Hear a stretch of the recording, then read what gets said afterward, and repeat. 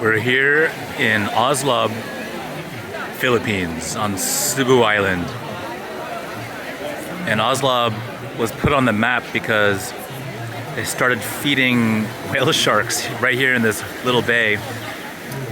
It's not even a bay, just right here on the edge of the beach some years ago.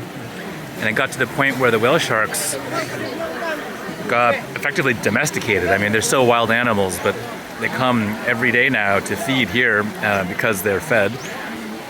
And it's turned into a massive tourist attraction. Everyone here in all these life jackets are waiting to get aboard their boats. This is like storming the beaches of Normandy. But instead of warfare, you've got whale sharks. It's a little ridiculous. The wait here is upwards of 2 hours to get on a boat after you actually show up here at the pier. Just to give you a sense, those are the folks who are on deck and ready to get on the boat. Here's everyone else who's still in the holding pen, and there's a few hundred people here in a variety of tents, some shade structure, some not. Thankfully it's a little bit cloudy right now, otherwise the sun would be very, very, very hot. But yeah, there's a few hundred people who are still on deck waiting to get their life jackets on and hit the sand. And once you're in the water, you're there for about 30 minutes. You can see all the boats out. I mean, just literally 100 to 200 meters out in front of us. You don't have to go very far. That's where all the whale sharks are. There's about, I'd say about a dozen of them out there. So instead of snorkeling, I went diving. And that is the shortcut. If you know how to dive and you're planning to come to Oslob, do the diving option because you skip this line. You'll see a few divers right there in front of us on the edge. You walk straight into the water. So there's no wait. Thank goodness. But should you come to Oslob at all? Well, look, if you want a guaranteed sighting of whale sharks, then sure.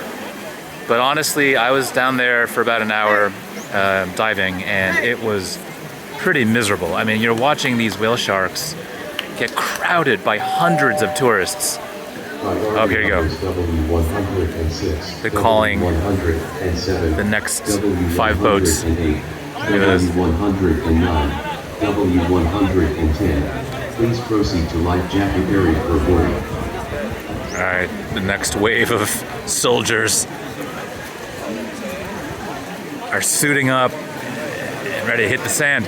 Well, yeah, so as I was saying, it's really sad to see. You have these whale sharks who are just getting crowded by humans, most of whom don't know how to swim, so they're just thrashing around in the water. And I mean, I saw whale sharks get kicked because whale sharks are just trying to skim the surface. That's where their food sits. And so you have all these folks bobbing up and down in the water with life jackets on, kicking and flailing, and inevitably they're going to kick the whale sharks, the fins, the bodies. It was miserable to see from below. It was devastating, honestly. I wouldn't do it. I definitely would not do it again. I would not dive here. Ever again. But to each their own. It's up to you. There are other places in the world to go see whale sharks. I mean, there's other places even here, right here in the Philippines, which are, I think, far more humane than what you're seeing here. But other options where I've seen whale sharks, La Paz in Baja, California, in Mexico, and also in the Maldives. I've seen whale sharks in both locations, but you can see them elsewhere. You can go diving in Cuba, Mexico. They're migratory, though, for the most part, though, so you have to catch them at the right season. Anyway, enough about whale sharks. This is just a little overview of Oslob and the kind of circus that you're in store for if you decide to come out here. Thanks for watching.